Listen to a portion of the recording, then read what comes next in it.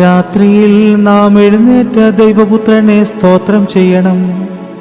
എന്തെന്നാൽ കർത്താവ് വരുന്നു എന്ന് രാത്രിയിൽ അട്ടഹാസമുണ്ടാകുകയും നീതിമാന്മാരും പുണ്യവാന്മാരും ദീർഘദർശിമാരും ശ്ലീഹന്മാരും പരിശുദ്ധ സഹോദരന്മാരും തൻ്റെ എതിരേൽപ്പിന് പുറപ്പെടുകയും ചെയ്യുന്നു. സന്തോഷപൂർണമായ മണവറയിലേക്ക് തന്നോടൊന്നിച്ചവർ പ്രവേശിക്കുകയും ജീവനും രാജ്യവും അവകാശമാക്കുകയും കർത്താവിന് മഹത്വം പാടുകയും ചെയ്യുന്നു. കർത്താവേ, എൻ്റെ കിടക്കയിന്മേൽ നിന്നെ ഞാൻ ഓർക്കാത്ത രാത്രിയില്ല. നീ എത്ര ഭയങ്കരനാവുന്നുവെന്ന് രാത്രികളിൽ നിന്നിൽ ഞാൻ നിരൂപിച്ചു.